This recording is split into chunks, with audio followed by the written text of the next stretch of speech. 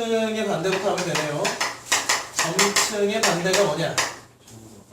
점감이지. 떨어진다는 거지. 이거 점층이 점점 올라간다는 거고. 크레센도, 디크레센도 뭐 이런 거지. 점점 커지고 심화되는 것은 점층이고 점점 작아지고 낮아지고 하는 것들은 점강이다. 영탄의 반대는 무엇인가요? 자, 영탄의 반대는 관조다. 자, 관조와 영탄으로 뭘 잴 수 있다고 했습니까? 직접 화자와 대상 간의 심리적 거리감을 영탄은 가깝고 관조는 멀다. 이렇게 시험 선생님이 설명을 했죠. 다음 억양법이 뭐냐? 억양법. 표현 방법 중에 가르치긴 하는데 잘 안 나오는 거예요. 뭐냐? 준수. 억양법. 우리 준수는 키도 크고 공부 잘하고 똑똑하고 엄마 말씀 잘 듣고 그런데 싸가지가 없어. 이렇게 높이기 위해 낮추거나 낮추기 위해 높이는 것을 억양법이라고 합니다. 쭉 높이다가 뚝 떨어뜨리는 거야. 뭐 돈강법 뭐 이런 것도 있는데 돈강법이라는 말은 선생님도 뭐 예전에 18년도에 한번 들어보고 억양법도 한 5년 전에 한번 가르치고 뭐 잘 안 나와. 억양법 이 책에 있으니까 가르치는 건데 잘 안 나온다. 그냥 그런데 이런 건 알아둬라. 돈강법의 예로 억양법의 예로 뭐 그런 것들도 있어. 수녀님이 예쁜 수녀님이 밤에 이렇게 산길을 걸어가는데 뒤에서 험상궂은 남자가 이렇게 쫓아오는 거야. 무서워가지고 막 수녀님이 막 이렇게 도망는 거지. 그랬더니 이 남자가 막 미친듯이 막 신고 거칠심을 막 노래시면서 이러면서 막 이렇게 온 거예요. 그래가지고 이 남자가 막 덮치려고 그러는 거예요. 수녀님을. 수녀님이 어떻게 했을까? 기도해요. 수녀님이 치마를 올렸어요. 그랬더니 어떻게 해요? 이 남자가 바지를 벗었겠지. 어떤 일이 벌어졌을까? 수녀님이 무사히 들어올 수 있었다는 얘기예요. 왜? 치마거든요 하고 바지 내린 놈하고 달리면 누가 이겨? 치마거든요니 이기지. 이런 게 논강법이야. 이게 막 긴장도를 막 높이다가 에이 이렇게 하는 이런 거는 삭제해야 되는데 편집해야 되는데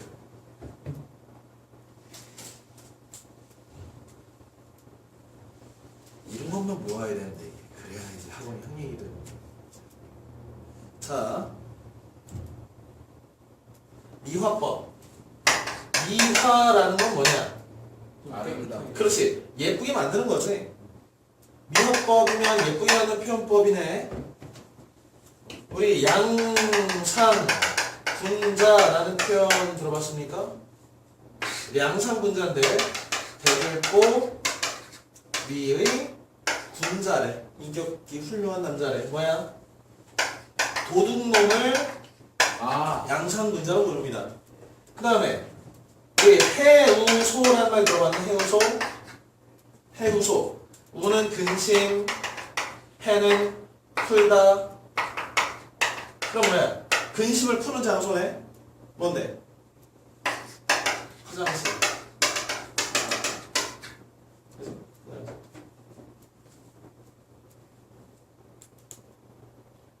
갑자기 이름이 생각이 안 나지? 화장실에 앉아있는 강성훈이다. 자, 다음 병치. 병치는 뭐냐? 병자가 무슨 병자냐? 병멸적이다라는 게 병이지. 그럼 치는 뭘까? 병치는 병렬적 배치를 병치라고 합니다. 뭐야? 나란히 배치를 하는 거지. 그런데 이 병렬적이다라는 것은 어떤 것이냐면 이것이 각각이 어떻다? 독립적일 때 우리는 그것을 병치한다고 한다는 거예요. 나란히. 이게 인과관계로 묶여 있거나 이거 끝난 다음에 이게 와야 되고 이거 끝난 다음에 이게 꽉 필연적으로 와야 된다. 아니면 시간의 순서로 되어 있다. 이런 관계성이 없이 따로 있는 거지. 어떤 예를 들 수 있습니까?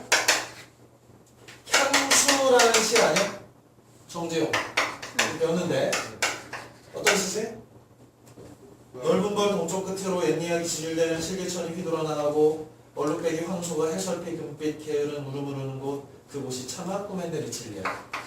지라로에 새가 식어지면 빈 밭에 밤바람 소리 말을 달리고 엷은 저름에 겨운 늙으신 아버지가 쓱배기를 돋아보이시는 곳 그곳이 차마 꿈엔데 리칠리야. 흙에서 자란 내 마음 파란 하늘빛이 그리워 함부로 소나사를 찾으러 풀서비스를 해 함추로 기적시던 곳 그곳이 차마 꿈엔데 리칠리야.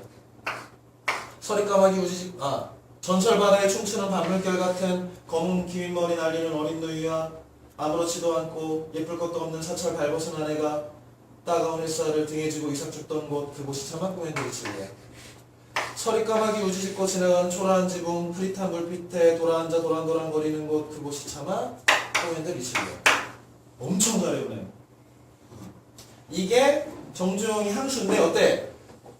각 연이 처음에 황소 나와 두 번째 아버지 나와 그 다음에 풀서풀 휘달리던 나의 모습이 나와 그 다음에 누이와 아내 나오고 까마귀가 나와.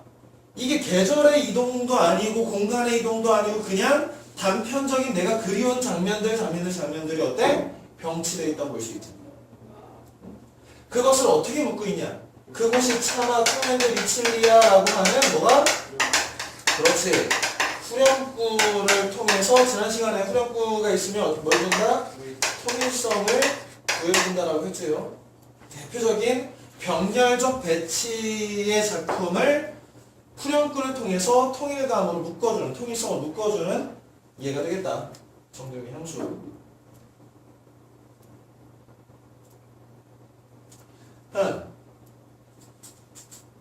도치의 예를 쓰시오. 이거 엄청 너무 쉽지요. 도치는 뭐냐? 준수도 알겠다. 준수야. 도치가 뭐지? 반대되는 거? 뭐? 앞이랑 뒤랑 뭐? 어순을 뒤바꾸는 거지. 넷, 거들, 가려, 꺾어, 보내, 오라, 님, 의, 손대. 자, 의손대는 누구누구에게 이런 뜻이야. 몇 번을 가려 꺾어서 님에게 보내노라지. 어떻게 돼 있어? 어순이 도치돼 있다고 볼 수 있겠지. 자, 설의, 설의법이 뭐냐? 그렇지. 아는 사실을 물어서 강조하는 것을 설이라고 한다. 이게 중요한 건 아는 사실을 묻는다는 거야. 자, 의문문의 형식으로 써놔. 이게 왜 중요하냐면 의문문의 형식으로라고 하는 말이 반드시 필요하다. 왜? 그냥 선택지에서 설의법이 사용되고 있다라고 하는 것의 빈도보다 교과서 평가원이나 모의고사 같은 데 보면 의문문의 형식을 통해서 강조한다. 이런 유형이 더 많이 나와. 그러면 의문문에는 세 가지가 있어. 판정, 의문문, 설명, 의문문, 수사, 의문문. 의문의 어미를 쓰면 의문문인데 그런데 판정, 설명, 수사가 있어. 판정은 너 밥 먹었니? 네. 안 먹었어요. 이렇게 하면 되잖아. 네, 아니요 답할 수 있는 건 판정 의문문이라고 하고 너 오늘 그럼 뭐 먹었니? 라고 하면 네. 이렇게 대답하면 안 되지. 빵 먹었는데 이렇게 하면 설명 의문문이라고 하는 거예요. 우리 수사라고 하는 건 수사법이라고 하는 것은 다시 말해서 표현 방법을 수사법이라고 하는데 그러니까 의문문인데 수사법, 다시 말해서 표현 방법을 위한 의문문은 뭐다? 서리법을 가르치는 말이다. 사실은 묻는 게 아니야. 야, 준수야, 공부 좀 안 할래? 맨날 그러잖아, 선생님이. 그치? 그거 뭐예요? 사실은 공부하라는 얘기지. 계속 봅시다. 반어와 역설을 예를 들어 설명하시오. 정수? 정수? 네. 반어와 역설을 예를 들어 설명하시오. 단어요? 반어와 역설. 정환이한테 잘생겼다고 하는. 그렇지. 자, 반어는 이제 속마음과 반대로 말하는 거지. 대표적인 예가 김수월의 먼 후일에서 우리 잊었노라 뭐 이런 거 있잖아. 어제도 오늘도 아니 있고 뭐는 날 그때 잊었노라. 사실은 뭐야? 그때까지 안 잊었다는 얘기지. 절대 아니겠다는 얘기지. 그 다음에 뭐 진달래 꽃에서 죽어도 안 잊은 걸 흘리다. 슬퍼 죽겠는데 뭐 이렇게 얘기하는 거야. 이게 속마음과 반대로 하면 반어. 역설엔 뭐가 있어야 돼? 모순이 드러나야 된다. 자, 모순이라는 건 뭐야? 참과 방패 해서 동시에 참일 수 없는 관계를 모순이라고 하는데 그 모순 속에 진리가 내포되어 있으면 역설법이라고 하죠. 대표적인 예가 뭡니까? 그렇지, 소리 없는 아우성. 상처, 은인, 영광, 사뿐히, 그렇지, 지려 밟고, 그래서 뭐 나눌수록 풍성해져요. 야, 우리 나눌수록 풍성해져요 이런 말 듣지 않냐? 보자. 이 나눌수록 풍성해진다. 왜 이런 것들을 선생님이 예를 들었냐면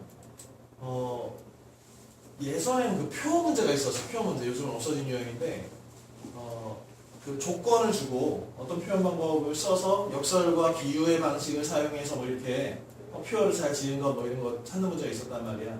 거기에 나눌수록 풍성해져요가 있는데 선생님 역설을 못 찾았어. 왜? 너무 익숙해서 맨날 듣는 얘기지 않냐. 그러면 이게 뭔가 귀에 거슬려야 되는데 이런 것들도 좀 잘 생각해봐야 된다. 나누면 어때? 못 알아야 되잖아. 그래서 그런데 그 다음 보면 우리 모순 형용과 역설과의 관계를 묻는 문제가 있지요. 어떻게 되냐?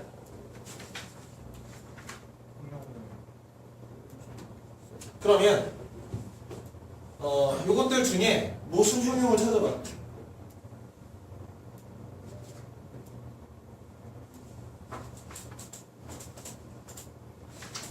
모순 형용은 형용 모순이라고도 하는데요. 자, 소리 없는 아우성. 한쪽이 한쪽을 지금 꾸며주고 있죠, 이렇게.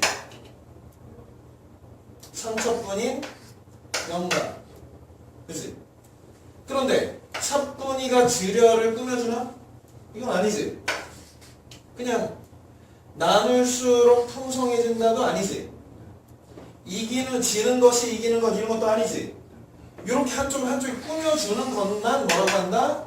모순형용. 그래서 역설이 크고 그 안에 모순 형용이라고 하는 파트가 있는 거예요. 형용 모순이라고도 합니다. 자, 48 낯설게 하기. 낯설게 하기는 문학의 그 용어예요. 저기 러시아 형식주의자들 부조주의에 대한 반동으로 러시아 형식주의자들이 낯설게 하기라고 하는 기법을 가져왔다. 이런 거 이제 약간 전문가에서 배우는데 쓸데없는 소리고요. 문학은 대체로 그냥 다 낯설게 하기야. 왜? 우리 현실은 그냥 너무 그냥 익숙한 것들이지. 그지? 그래서 우리한테 감흥을 못 준단 말이야. 그러면 그 익숙한 것들을 약간의 변형을 통해서 우리한테 참신하게 강조하기 위한 수법이 낯설게 하기다. 그 추천사라고 하는 시를 배웠지요? 여기 춘향이 나오죠, 춘향이. 원래 우리가 익숙한 춘향이 누구야? 뭐의 상징이야? 춘향이면 기승의 상징이 절개의 상징이지. 연료지, 연료. 그치? 연료의 상징인데 이 추천사에서 뭐야? 도전하는 인간 정도의 의미를 갖고 있잖아. 하지만 좌절할 수밖에 없는 인간의 한계를 보여주는 어떤 대표인이지. 그러니까 우리한테 익숙하지 않은 것을 변형시켰지. 이런 것들을 낯설게 하기라고 한다는 거예요. 예전에 그 뭐 3대 거짓말 중에 있어서 뭐 장사꾼이 미치면서 팔아요라고 하는 것이 첫 번째 거짓말이고, 두 번째 거짓말이 처녀들이 나 씨발 안 갈래요 라고 하는 게 이제 두 번째 거짓말이고, 세 번째 거짓말이 노인들이 내가 늙으면 죽어야지, 빨리 죽어야 되는데 이렇게 하는 게 그렇다고. 이게 3대 거짓말인데, 봐봐라. 늙으면 죽어야지 맨날 이랬단 말이야. 할아버지가, 응? 할머니가 그래서 그럼 맨날 듣던 사람 있을 거 아니야. 그러면 오늘도 할머님이 수임을 쉬시는구나 이렇게 하겠지. 익숙해져서. 그런데 하루는 할머님이 죽으면 늙어야지 그랬어. 귀에 쏙쏙 박히겠지. 죽으면 늙어야지. 그런 게 뭐야? 낯설게 하기. 익숙한 방식에서 변형해서 우리한테 관심을 더 갖게 하는 것을 낯설게 하기라고 합니다. 날개가 풍선 돋친 듯 팔렸다 뭐 이런 거잖아. 자, 사이비 진술과 줄관적 변용과 관념의 구체화를 벤다이어 그램을 통해서 나타내시오.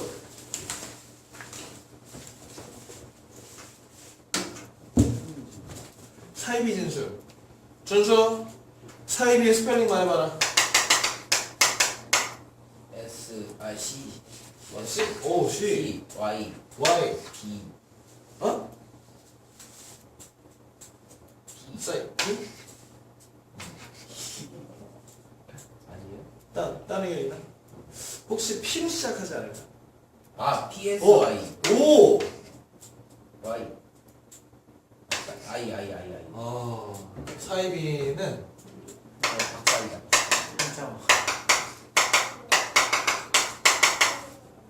사이비.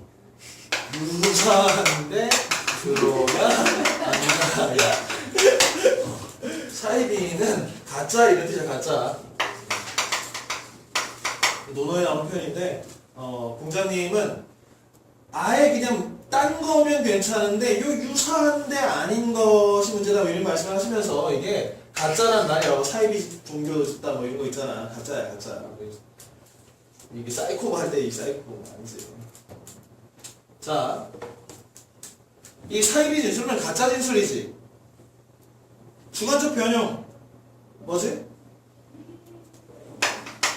주관적 변형이라고 하는 용어가 중요하다기보다는 이것이 자기 맘대로 지금 변형은 상태를 바꾸는 거잖아. 시에서만 가능한 가짜 진술이지. 왜? 우리가 서정문학은 뭐라고 했어? 서정은 세계의 자아화라고 배웠잖아. 세계를 내 맘대로 해석하는 거지, 서정 시는. 그러니까 어제를, 황동구 시인의 어제를 동여맨 편지를 받았다. 어제를 동여맨 편지. 그러면 어제라고 하는 시간이 있는데 그것이 마치 물질적으로 있는 것처럼 해서 이렇게 동여맸대요. 이건 뭐야? 가짜잖아. 이건 맘대로 변형해버린 거잖아. 그치? 이런 걸 뭐라고 한다? 주관적 변형, 사이비 진술이라고 한다. 근데 어제를 동네는 편지 그럼 관념을 붙여도 되지 않아요? 자, 관념의 구체화도 되지 당연히. 왜? 어제라고 하는 시간은 추상적 관념이니까. 그러면 봐라. 관념의 구체화가 이렇게 있다고 치면 이런데 관념의 구체화는 안 들어가지만 주관적 변형, 사이비 진술에 들어가는 건 있단 말이야. 뭐? 삼위인국에 보면 형광을 붙여내어 임계신대 보내고저 있잖아. 하늘의 달빛과 별빛을 위로 혼자 올라가서 딱 봤더니 너무 맑은 거야. 그래서 이거를 님계신대 보내면 누이에 걸어두고 파랑을 다 비춰서 심상궁곡같이 정락같이 대낙같이 만들어줘. 배웠지? 그 청광은 뭐야? 빛이지. 빛을 택배로 보낼 수 있냐? 그건 뭐야? 주관적으로 가짜로 지금 변형시킨 거잖아. 왜? 신은 체계를 자기 마음대로 변형시킬 수 있으니까. 하지만 요 안으로는 못 들어가지. 왜? 추상적 관념은 아니니까. 다시 말해서 주관적 변형과 사이비진수는 같은 층이고 그 안에 관념의 구체화가 주어집하로 들어가 있다. 그러면 하나를 내볼까요? 황진이의 동짓달 기나긴 밤에 한 허리를 버려내요. 동짓달 기나긴 밤에 한 허리를 뚝 잘라가지고 춘풍 이불 아래 봄바람 이불 아래 사랑스러운 봄바람 이불 아래 넣었다가 사랑하는 어른님 오신 날 밤이어도 구비구이별이라 뭐예요? 시간을 잘라가지고 왜 오늘 밤은 너무 외로워서 길어서 동짓달 밤 길어 잘라버리고 싶어. 근데 이게 또 아깝단 말이에요. 왜? 님과 같이 있는 그 뜨거운 밤 응? 이때는 밤이 좀 길었으면 좋겠지. 밤이 너무 짧잖아. 그러니까 거기다가 컨트롤 X 한 다음에 컨트롤 V 해놓고 싶은 거죠. 붙여놓기 하고 싶은 거잖아. 이건 뭐야? A업 B업 그렇지. 이것도 시간입니다. 이렇게 하는 게요. 그래서 주관적 변형, 사이비진수를 크고 관념의 구체화, 추가적 관념의 구체화는 작다. 자, 대구란 무엇인가? 대칭되는 구절 이렇게 외우라고 했죠 선생님이. 자 그러면 대구와 통사 구조의 반복 간의 관계는 어떻게 되냐? 그렇지. 통사 구조의 반복이 크고 그 안에 대구가 들어있다. 통사는 문장이라는 뜻인데 문장의 구조가 반복되는 거야 대구도. 이게 굉장히 중요해. 왜 그러냐면 우리가 지금 이 왜 개념어를 하고 있냐면 선택지가 어떻게 나올지 몰라서 그래. 선택지에 만약에 문장 가시는 문장 구조의 반복을 통해서 운율을 형성하고 있다. 그래서 내가 봤더니 잘 안 쳐지는데 대구가 있어. 에이 이거 대구네. 그럼 뭐 해야 돼? 당연히 통사구조 반복 안에 들어가는 거잖아. 그치? 이런 관계층들을 잘 알아야 이제 문제가 풀린다는 얘기예요. 대구가 있는데요. 대구는 이건 통사구조의 반복이 아니라 대구법이잖아요. 이래버리면 말점 확인해야 돼요. 다음. 자, 비유의 종류를 모두 열거하시오. 자, 요것도 잘 봐. 이것도 순서대로 써. 비유, 직유, 공유, 대유, 총유, 하유, 대인, 중위. 중위 맞춰볼까요? 자, 이게 왜 필요하냐면 과거에 너희 1년 선배 중에 저기 그 플래카드 붙인 연대 정의과부터 정관상 형님 있지 않냐? 니네 잠깐 와가지고 청사 그 친구를 선생님이 그 조기에 그 한 6월 모의고사 보고 나서 선생님이 그 하산 시켜서 하산. 너는 더 이상 공부할 게 없다 이렇게. 진짜 너무 잘해서. 그랬더니 어머님 권상희 어머님 어머님이 안 된다. 얘가 겨우 하고 나가지고 국어 공부하는데 불안하다. 그래서 안 불안하다. 우리 태주 만점 맞았는 거 데리고 있어. 대신에 그러면 내가 언제든지 전화하면 기숙사 헬성 기숙사예요. 그래서 전화하면 받아준다고 그랬어. 그랬더니 이제 가끔 전화를 해. 일주일에 한 번 정도 전화를 해. 그래서 수업 시간에 조그만 코너 하나를 만들었어. 정권상의 질문이라는 시간. 고3 수업을 진행할 때 정권상의 질문부터 시작하고 들어갔단 말이야. 왜? 권상이가 물어봐서 모르는 거면 니네 다 모를 거거든. 뭐 이런 거지. 근데 어떤 문제였냐면 그때 도저히 못 풀겠다는 거야 얘가. 문제는 내가 딱 봤는데 너무 쉬운 문제인데 왜? 비유의 방식을 사용해서 글을 쓴 것, 이 쓰기 문제에서 연기교재 있었단 말이야. 그런데 풍유를 아예 머릿속에 생각을 안 하고 있는 거야. 대체로 등급이 낮은 애들은 직유은이 대유 정도, 의인 정도 생각해. 하류나 정의나 풍류까지 머릿속에 갖고 있어야 비유의 방식을 사용해서 어쩌고저쩌고 한 것을 다 걸러낼 수 있다는 거야. 구탱이가 걸려요, 잘못하면. 풍류가 뭔데? 그렇지. 속담이나 벽언을 사용해서 이것을 보조관념으로 쓴다는 거예요. 야, 서학기 3년이면 풍을 얻는다는데 아직도 이것도 모르냐? 이렇게 한다면 원관념은 뭐야? 못하는 학생들이겠지. 오래 다녔지만 못하는 학생들이 원관념인데 속담을 통해서 지금 보조관념을 통해서 비유한 것이지. 이게 비유예요. 그래서 화려의인 구분할 줄 알겠고요. 중위법 이것도 원관념이 2개 이상이라는 점에서 넣기도 합니다. 그리고 뒤에 이제 유자를 이렇게 외우기가 좀 편하잖아요. 그리고 자, 다음 화려의인의 차이점. 고생물을 생물처럼 나타내는 것이고 의인은 인간이 아닌 것을 인간처럼 나타내는 것이다. 그러니까 여기가 중간에 이게 겹치는 부분이 생겨서 문제 아니냐. 대표적으로 664에 광야라는 시를 보면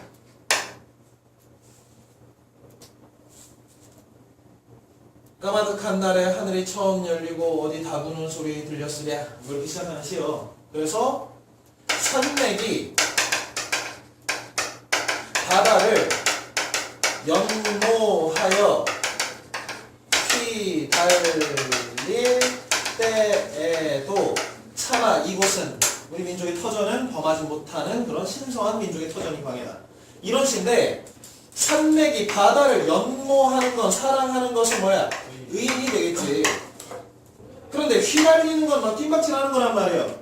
이거는 무생물을 생물 움직이는 놈으로 만들었기 때문에 활이라고 하는 거예요. 선생님 사람도 뛰잖아요. 이래버리면 안 된다는 거예요. 그래서 의인은 어떤 인간의 감정이라든지 인격이라든지 이런 것이 포함되고 이쪽에 화류는 그냥 동물적인 움직임, 동물적이기만 하면 이제 화류를 넣는다 이렇게 생각하면 되겠죠. 휘달리는 건 동물이 가능한 거냐. 그러면 왜 이렇게 하면 별의별 질문이 다 나와요. 동물이 감정을 우리 그 강아지도 노래 부르는데요, 선생님. 우리 강아지는 사랑을 나누는데요. 맞아. 근데 마스목에 있고 싶은 테스트하러 오겠다는 거. 네네. 어쩌라고. 그렇잖아. 어쩌라고. 자.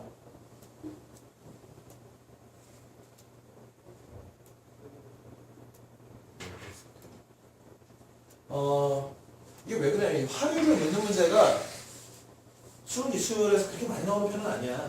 근데 한 3년 전쯤에 화류 문제 하나 나왔었어요. 뭐가? 지구가 수 있게를 교육과정 평가원에서는 화류로 봤다는 거야. 그러니 이거 사람도 숨 쉬는데 이러면 안 된다는 거야. 그러니까 이게 틀려요. 틀리는 것까지는 그렇게 안 낼 것 같아. 선생님 생각에는 이게 애매한 지점에서 나오면 소송 걸리잖아. 잘못하면 얘네. 응? 그리고 막 합격자 막 번복해주고 해야 돼서 그래서 그냥 선생님이 그 문제를 몇 번 풀어라라고 할 때 수능 문제 풀으라고 하고 그 다음은 모의고사 6월 6평 9평 문제 풀으라고 하고 그래도 문제가 없으면 교육청 문제 풀으라고 하고 교육청 문제도 없으면 사설을 푸는데 사설은 쓰레기다 이렇게 얘기하잖냐. 왜 그러냐면 책임을 안 져도 돼 사설 문제. 근데 수능이나 모의고사 그 평가원 모의고사는 책임져야 되거든. 수능 잘못했다가 그때는 돼요. 그래서 평가원이 어떻게 생각하고 있는지가 굉장히 중요하다. 이 개념에서 지난 시간 선생님이 수미상관 어느 정도 똑같아야 수미상관이에요 뭐 이런 거 했잖아. 그거 뭐 유사하기만 해도 괜찮다라고 했지. 비슷하기만 해도 왜? 평가원에서 어떻게 계속 그런 기준들을 귀납적으로 보여주고 있거든 우리한테. 다음 비유와 상징의 차이점을 설명하시오. 그러면 비유와 상징의 차이점이 있다는 건 공통점도 있다는 거네. 그렇지요. 상징, 비유 둘 다 원관념과 보조관념이라는 것이 있어서 보조관념을 통해서 원관념을 드러낸다라는 거예요. 그런데 자, 내 마음은 호수요. 이거 비유야 상징이야? 비유지, 은유잖아. 그러면 내 마음을 드러내기 위해서 내 마음이라고 하는 원관념을 드러내기 위해서 보조사는 호수를 가져온 거지. 그치? 자, 선생님이 시에서 별 나오면 이거 뭐 나타내는 거냐? 원관념 뭐냐? 라고 하면 이상인데요. 강물이 나오면 뭐냐? 역사인데요. 선생님 죽음인데요. 그치? 혹은 물은 우리가 물이 되어 만든다면서는 또 뭐야? 생명이었잖아. 그치? 이것들 중에 뭘 찾는가? 문맥적에서 찾아야지. 왜? 여기가 생략돼 있으니까. 비유는 지금 내 마음은 호시유라고 내 마음 원관념이 나타나 있잖냐. 그치? 근데 이쪽은 원관념이 아예 안 주어져 버려요. 아, 선생님 예전에 그 원관념 없는 것도 비유라고 하셨잖아요. 뭐 이형기의 낙화라는 시를 보면 가야 할 때를 알고 가는 이의 뒷모습은 얼마나 아름다운가 분분한 낙화 이런 시 있잖아. 거기서 나의 청춘은 지금 있다. 이런 있다고 쓰자. 그러면 낙화니까 나의 청춘은 뭐야? 꽃이잖아. 원관념이 생략되어 있는데 또 이것을 바로 알아버렸잖아 우리는. 왜? 이거는 꽃 아니면 안 된단 말이야. 그런데 아까도 얘기했지만 여기 강물은 역사일 수도 있고 죽음일 수도 있고 생명일 수도 있잖아. 그치? 그러면 어떤 관계야? 그렇지. 원관념은 상징에서 다도 이제 생략되어 있고 1의 관계라면 이쪽은 1대 1의 관계다.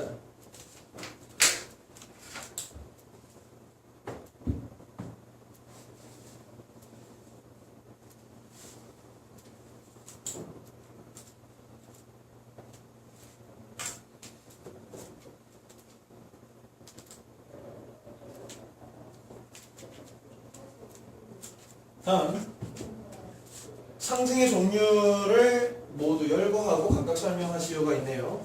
상징은 무슨 상징이냐?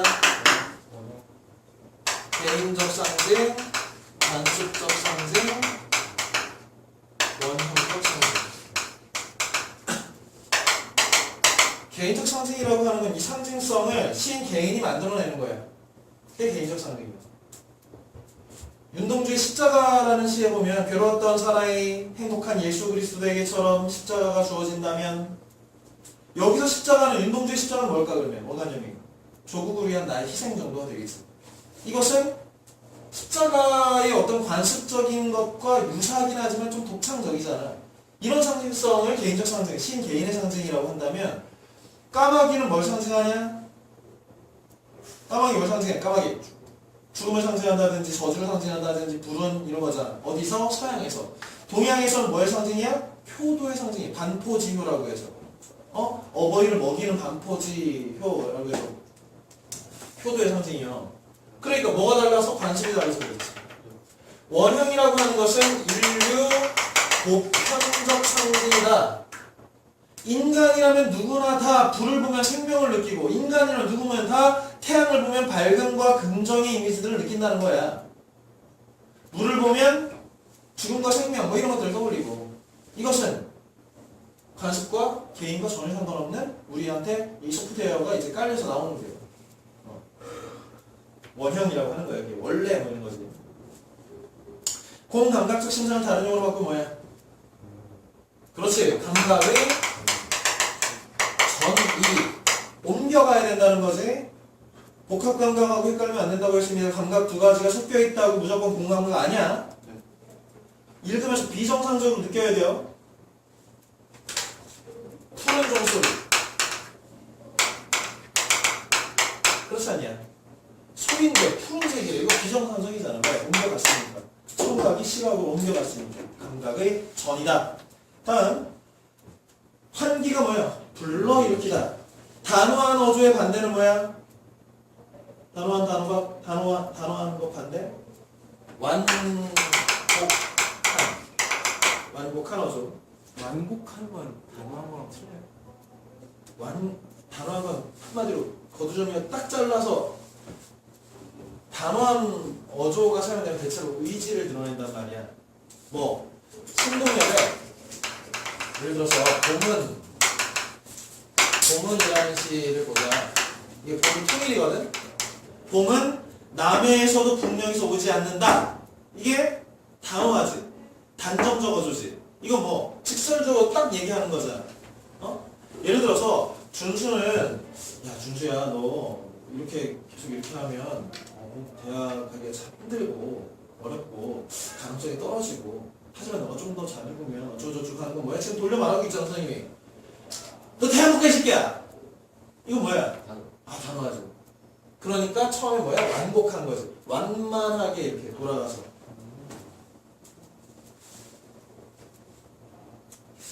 자신이 배운 거 차분하고 평안한 건 점프하고요. 58번 지워버려요. 59번 자신이 배운 것이 많음을 과시하는 태도는 뭐야? 현합적 태도라고 합니다. 자, 중요한 것은 이거 어떻게 외워? 현이 자랑할 현자라는 걸 꼭 알아둬야 돼. 뭐 하는 거야? 학식을 자랑하는 거지, 현학 태도는. 대표적인 현학적 태도가 나타나는 시 뭐 있어? 그거 성인고 아니 막 지가 책 잘 쓰고 그러는 거 시잘 쓰고 그게 뭐야? 뭐야? 아니 근데 시험 보면 서술 있잖아요. 할림 별곡이 있었지. 할림 별곡 원춘문 인노시 공노사육 뭐 이렇게 하는 거 있잖아. 유원순이는 시를 잘 짓고 이인노는 문장을 잘 짓고 공노는 사륙별령을 잘 짓는다. 또 동난지 사요라고 했단 말이야. 동난지 이사래. 그래. 저 장수야 황호 네 물건 뭐라 왜 넣냐 사자 내가 살 테니까 갖고 와봐 그랬더니 이 아저씨가 뭐라고 해? 동난지 장수가 전행 후행. 이걸 어떻게 설명해? 동난지는 전행 후행이래. 앞뒤로도 아닌데. 양목 상천 양눈이 하늘로 달렸대. 소알이 8쪽 대알이 2쪽. 소알이 작은 다리가 8쪽 대알이 큰 다리가 2쪽. 청장 장이 맑고 아스득 소리 나는 동난지래. 이거 뭐야? 그래 걔잖아 걔. 그러니까 이거 뭐야? 한자로 계속 얘기하는 거야. 한자로. 왜? 자랑하려고. 이게 뭐야? 사설시조 중에 양반의 현학적 태도를 풍자하는 사설시조예요. 알겠죠? 현학적은 뭐다? 자랑할 현자, 학식을 자랑하는 것이다.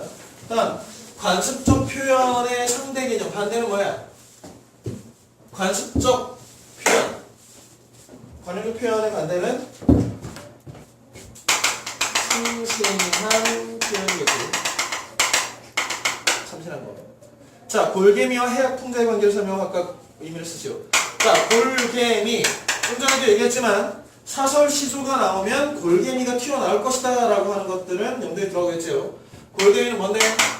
웃음을 그렇지 유발하고 재치나 기지 꾀 같은 거 있잖아. 스마트한 거지. 이런 게 드러나면 골개미, 골개의 아름다움이라고 하는데 해학과 풍자가 그 안에 포함된다. 해학은 과장을 통해서 풍자는 그렇지 비판이 담겨 있다. 다음 62번 우의, 우화, 우회를 구분하세요. 우의가 뭔데? 우의적이라고 하잖아. 사물이나 동물에 빗대어서 나타내는 거예요. 사물의 동물에 빗대어서. 우리 우의적 이야기를 이야기 한자를 써서 우화라고 하는 거야. 이소부화 있잖아. 이소부화. 또 공방전이니 국선생전이니 이런 것들 있잖아. 국순전이니 가전체. 이게 뭐야? 마치 돈이 공방이라고 하는 놈이 있는 것처럼 그치? 우의적으로 드러내지. 우의적 이야기 우화지. 그러면 우해는 뭐야? 그렇지. 우회적 말하면 돌려 말하기지. 우회는 돌아가는 거니까 돌려 말하기 방식이에요. 우회적 말하기 방식이라고 하면. 헷갈리면 안 돼. 왜 그렇게 헷갈릴 수 있냐면, 대표적인 우화 중에 하나가 화왕대야. 누가 썼어? 설총이가 썼잖냐. 우리 원효대사가 그러면 안 되는데 선생님이 너 공주하고 해가지고 이제 나네 그런 양반이요. 그런데 이 화왕계가 모란이라고 하는 꽃의 임금님이 섹시한 장미한테 눈이 멀어가지고 뭐 할미꽃을 무시했더니 할미꽃이 빡 펴날리고 이런 내용이잖아.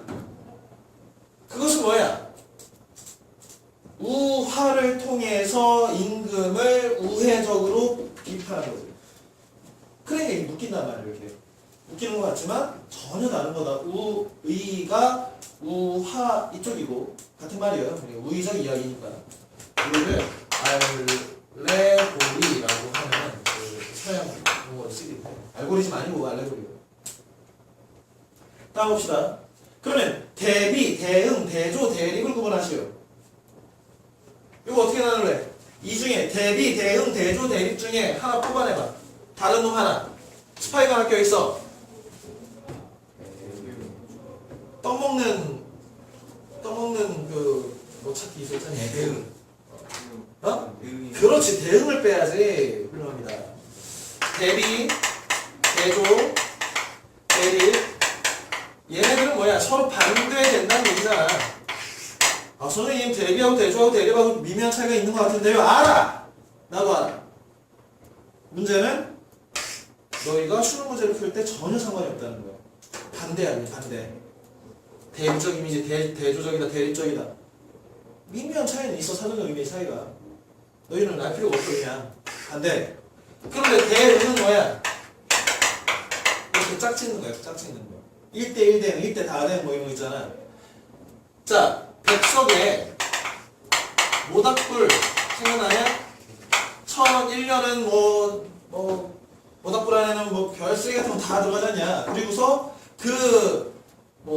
개털도, 닭의 깃도, 새끼오리도 타는 모닥불. 이 모닥불을 어른도, 아이도, 공장내균이도, 덩사리 아이도, 그제? 큰 개도, 강아지도, 사돈도, 갓사돈, 사위도 이렇게 하잖아. 이거 뭐야? 서로 대비되고, 대립되고, 반대되는, 대조되는 것들을 대응시켰지. 그치? 헷갈리면 안 된다. 다음. 대상을 우스꽝스럽게 드러내는 기법 뭐라고 합니까? 대상을 웃기게 만드는 거, 웃기게 만드는 거. 우스꽝스럽게 만드는 거. 희화. 자, 희화라고만 해도 되는데, 이거를 희화화라고 통해서 우리가 얘기하죠. 우스꽝스럽게 만드는 된다. 자, 내지적 관점, 외지적 관점, 반영 표현형, 효용론, 절대론, 가시적으로 도식화하고 가까이 설명하시죠. 어떻게 하면 돼?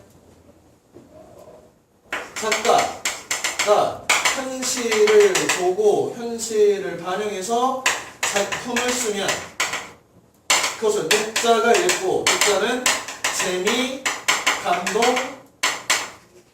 교훈을 얻지. 작가죠. 아이고. 작가. 그러면 작가 중심으로 작품을 분석하는 거 뭐라고 해? 표현론이라고 한다. 현실 중심으로 보는 걸 반영론. 작품 중심은 절대주의, 절대론이라고 합시다.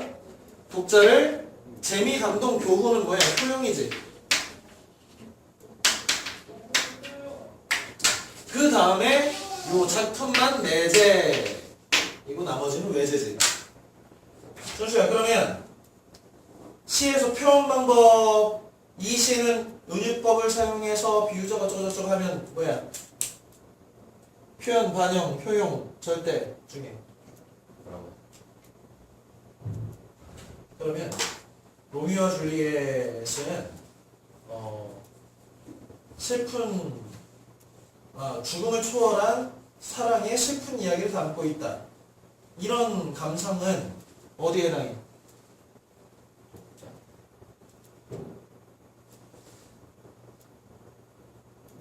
이거 어떻게 하는 거냐면 그러니까 지금 선생님이 주제와 관련돼서 얘기했잖아. 그지? 그냥 죽음을 초월한 사랑이라고 치자. 뭐 이렇게. 그러면 그것은 작가를 알아서 현실을 알아서 재미가 없는 교훈을 얻어. 절대로. 내재냐 외재냐는 이거 내신 문제 잘 나오잖아. 이거 수능에 나올 것 같잖아. 자, 다음 있는 것, 있어야 할 것, 융합상반을 기준으로 문학의 미적 범주를 나누고자. 이런 거 했었지요. 있어야 할 것, 있는 것, 융합, 상반. 이거 과거에는 좀 중요했는데 이게 뭐 지금까지 의미가 많다라고 보기는 어렵지만 알아둡니다. 그냥 춘곤이, 이장미, 골개미, 우아미 해서 지금 내가 화자가 보고 있는 것, 갖고 있는 것과 지향하는 것은 다르지. 서울대 학생한테 서울대는 있는 것인데 서울대 못 간 학생한테 내가 서울대 가려고 재수하고 있으면 있어야 할 것이잖아. 그러면 있는 것에 대한 긍정, 있는 것에 대한 부정 이렇게 보면 되겠지. 그러면 내가 지금 있는 것, 우리 관동별곡에 보면 이보다 갖춘데 또 어디 있단 말이냐 이로 나오잖아요. 그럼 내가 갖고 있는 이 풍경, 만족 이런 거잖아요. 그리고 강어 함정의 유형은 다 우아미에 해당한다. 골개미는 아까 뭐라고 했어? 해학 풍자라고 했지. 풍자를 봐봐라. 풍자는 기존에 있는 가치지. 양반은 어때? 권위가 있잖아. 근데 그것을 무시하는 것이고 정상이라고 하는 어떤 범주가 있는데 그것을 무시해서 과장 때리는 거예요.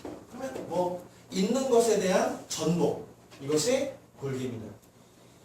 춘보는 어떻게 보냐면 뭐 제방미가를 봅시다.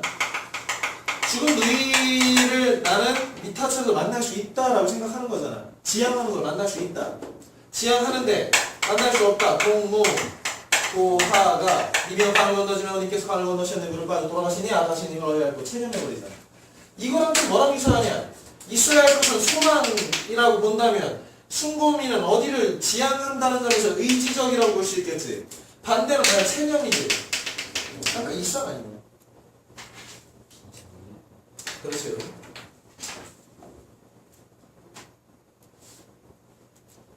산 시리즈가 나왔네요. 수양산, 기산영수, 공방산. 고전 시가를 다룰 때 어떤 상식 같은 범주에서 좀 볼 필요가 있습니다. 일단 수양산은 어떤 산이냐면 그렇지 뭐요? 중위법 할 때 했잖아. 백이와 숙제 홈워크 시간. 백이 숙제가 주나라 곡식 안 먹어 라고 하면서 채미가 뭐야? 고사리를 꺾어 먹는 거지. 그래서 어땠어? 죽음이지. 굶어 죽었어. 왜 그러냐면 이 사마천의 사기열전에 제일 처음 나오는 게 백이숙제 열전인데 주나라가 그 종주국인 은나라를 치러 출병을 했단 말이야. 주나라 무왕하고 강태공, 태공왕 여상이 이제 대병력을 막 끌고 가는데 그 나라에 망명화 있던, 왜 백이숙제는 원래는 그 딴 옆에 나라의 왕자들이었어. 그런데 임금 안 하려고 째고 있었어. 여기서 욕심이 없어서. 그런데 이게 주나라가 이제 드디어 반란을 일으킨다고 생각한 거야. 물론 은나라가 나빠서 이렇게 한 것은 맞지만 그래도 신하가 어떻게 임금한테 덤비냐 하극상하냐 라고 하면서 말렸어. 그랬더니 꺼져 그랬단 말이야. 그래가지고 수양산은 꺼져가지고 뭐 했어? 야 준하라고 혹시 들어오서 먹자 하잖아. 그래서 고사리를 꺾어 먹다가 굶어 죽었어. 그러면 수양산 120제 나오면 뭘 상징할까? 변치 않는 절개를 나타내는 거지. 수양산 바라보면 2제를 하나 놓아. 120제를 줄여 2제를 하나 놓으라 그랬단 말이야. 어? 이 박백렬이라는 사람은 그 단종을 제낀 수양대군을 째려보면서 이렇게 주기를 썼잖아요, 여기서. 그러면서 나는 뭐 채비도 안 할 거야. 나 그냥 굶어 죽을 거야. 이렇게 한다는 거야.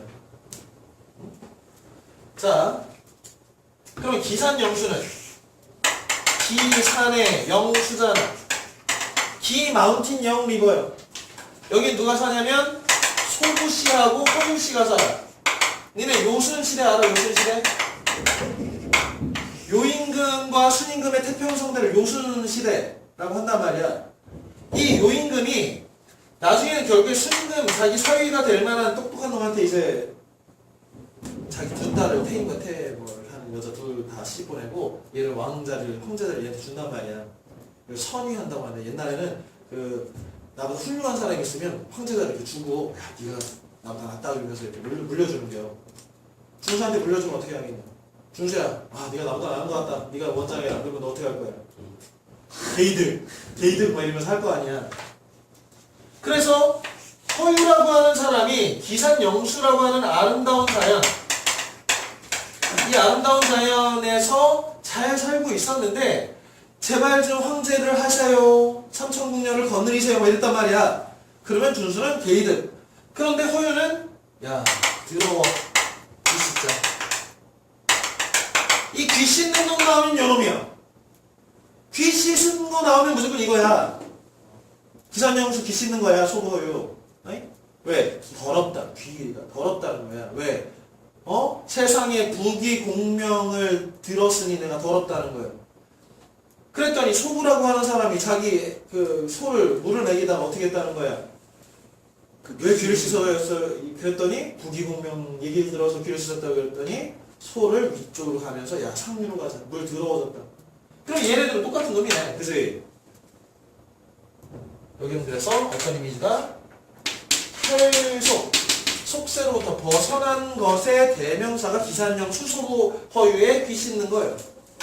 근데 기산영수 나오면 탈수의 공간으로서 아름다운 자연이고 소부 허유가 나오면 뭐야? 무욕이겠지. 무욕. 욕심이 없는 것 이런 것이 대명사다. 고전시가에서 종종 나오니까 잘 알아봅시다. 자, 북망산. 빈도수는 높지 않은데 이것도 알아보자. 북망산은 써라 역대 왕조의 무덤이 있는 곳이야. 역대 왕조의 무덤이 있는 곳이니 이것은 뭐야? 저승, 죽음 이런 의미겠지. 다음 페이지. 역대 왕조의 역대 왕조의 무덤이 있는 중국 역대 왕조의 무덤이 있는 곳이고요. 명사들, 아주 뛰어난 시인이라든지 이런 사람들의 무덤이 모여있는 북망산이라는 실제 장소야. 그래서 북망산은 그래서 죽음, 저승 이런 이미지로 쓰입니다. 자, 70번 이제 얼마 안 남았네요. 가혹한 정치가 호랑이보다 무섭다? 그렇지. 가정, 맹어호. 호랑이, 뭐뭐어는 보다, 뭐뭐보다 이런 뜻이야. 비교적 조사야. 맹은 무섭다. 맹렬하다 할 때.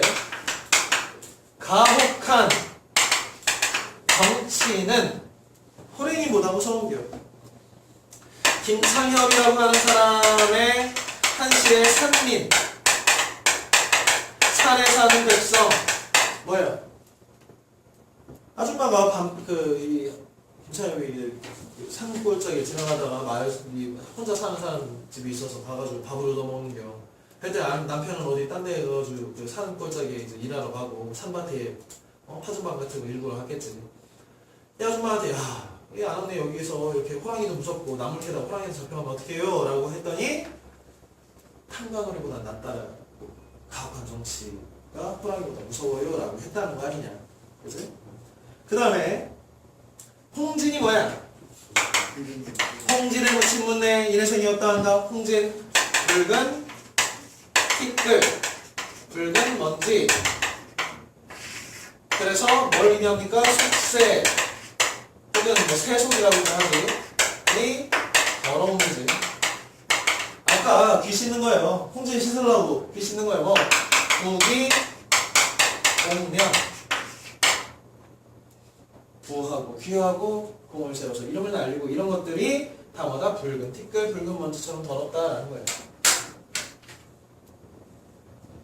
자, 백석 시인의 시적 경향을 서술하시오. 큰 소리로. 가족 공동체. 그렇지. 일제강점기 가족 공동체의 회복이라고 하는 주제를 다루고 있다. 정리해볼까요?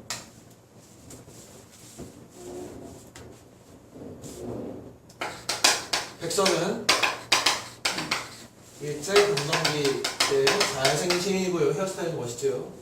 일제강점기 가족 공동체의 회복이라고 하는 뚜렷한 주제를 갖는다. 농촌의 가족 공동체지. 그래서 백석기 씨는 두 가지 양상을 띠는데 하나는 그 가족 공동체의 붕괴된 모습을 보여준단 말이야. 그게 물론 타인의 붕괴된 모습을 보여주기도 하고 자신의 붕괴된 모습을 보여주기도 하는데 백석의 고향 어떤 시냐? 그렇지. 의원을 어느 날 북한에 혼자 알아놓아서 의원을 배웠다.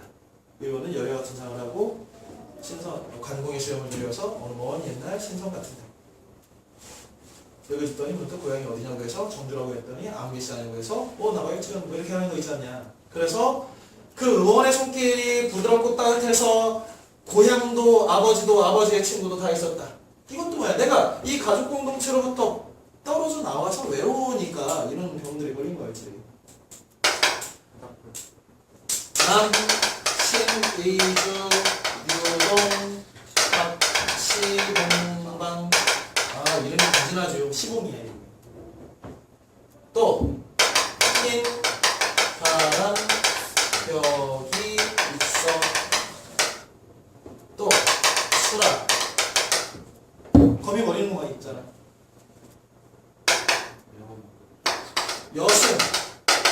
여승은 이 여승이 가족 공동체가 해체된 모습이지. 속벌같이 나간 지압이 기다려 10년이 갔다. 어린 딸은 도라지꽃이 좋아 돌무덤으로 갔다. 그지? 그래서 산광이 울고 눈물이 뚝뚝 떨어지고 머리카락 밀고 해가지고 합장 뭐 이렇게 가는 거잖아. 그 다음에 8원 서행 시초라는 시가 있어. 8원 지방에 가서 봤더니 어린아이가 새 저고리를 입고 손은 곧 다 갈라지고 그래서 일본 순산의 집에서 주에소 집에서 빨래하고 아이보기 하면서 이렇게 추운 밤에 날에도 찬물에 걸레를 빨았을 것이다. 이런 것들이 일제강점기가 되면서 산업화도 되고 일본의 수탈로 인해서 우리 민족이 고통을 받는 장면들을 보여주는 것이지. 그러면 어디로 돌아가고 싶은 거야? 옛날 그 모습이 있잖아. 회복하고 싶은 그 모습의 원형이 어디 있어? 여우, 난, 꼴, 조 있는 거지. 제비순이 구순이 하고 아침에 무의징객국이 끓일 때 냄새 올라올 때까지 푹 자고 그런 거잖아. 명절에 사람들이 막 이렇게 모여서 살고. 국수 배웠죠? 이것은 무엇인가? 그지? 계속 이것은 무엇인가? 라고 하면서 나오는 국수 안에 우리 민족의 어떤 부분이 담겨 있다.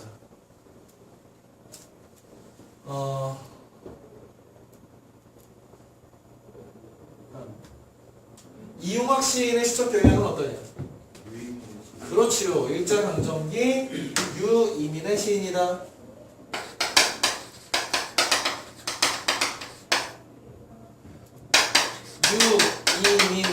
유이민의 시인이다. 이용학이. 자, 이용학 시인 유랑민과 이민자를 합쳐서 아버지가 저기 러시아 미스군이었다고 했지요. 그래서 대표자 맑은지 또 우라지오 가까운 항구에서 배웠어다. 그렇지. 블라디보스토크 항구는 얼어붙어서 나는 맵비들기처럼 못 가서 그 다음에 그렇지. 아버지의 침사 없는 최후의 밤은 풀벌레 소리만 같이 차 있었다.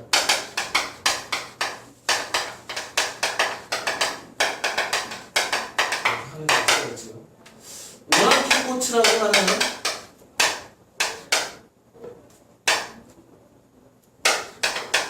이라고 하는 시도 있습니다. 잘 알아봅시다. 다음 김수영 시인의 시적 경향. 김수영 시인 나오면 뭐 떠올려야 돼? 60년대 그건 뭐야? 1960년대 현실처럼 오랑캐꽃. 김수영 1960년대 현실 참여시. 누가 있어? 신동엽 고은 신동엽, 고은, 김지아. 김지아는 하나는 목마름으로 라든지 그리고 뭐 새라는 뭐 시도 감옥 안에서 고통받는데 새처럼 죽어 너되는 날, 뭐 자유롭게 되는 날, 뭐 이런 시 있지. 하얀 쇠사슬 소리여 뭐 이렇게 하는 시 배웠습니다. 다. 고은 이 마린고라고 하는 시집이 있는데 여기에서 우리가 뭐 배웠냐면 손자리 안악내 있잖아. 남이 아니다 남이 아니다 하는 거 있잖아. 그 다음에 머슴대길이 생각나냐? 네. 포쩍삼의 그 손대잖아. 큰 애기들도 눈요기도 안 하고 저쪽에서 막 이 목욕하는 아가씨도 있는데 안 쳐다보고 큰 바다를 보는 고자 같은 놈이 있잖아. 신동엽은 그렇지. 껍데기는 가라. 또 아까 봄은 남에서도 북녘에서도 오지 않는다. 자, 김수영 우리 배운 거 뭐 있냐? 풀은 죽는다. 그지? 눈은 있었지. 눈은 살아있다. 떨어진 눈은 살아있다. 마당 위에 떨어진 눈은 살아있다. 젊은 시인이야. 기침하라. 기침은 뭐야? 더럽다라고 외치라는 거야. 시대가 잘못됐다고 외치라는 거지. 그거를 기침도 못하고 있는 현실. 그 다음에 촬영. 내가 이렇게 자유를 얘기하지 못하고 있는 것은 죽은 영혼이 아니냐, 나 죽은 거 아니냐 라고 하는 자조적 시라고 했지. 배웠습니다. 그 다음에 또 자조적인 거 있는데 긴 거 있잖아. 그렇지. 어느 날 고음을 나서면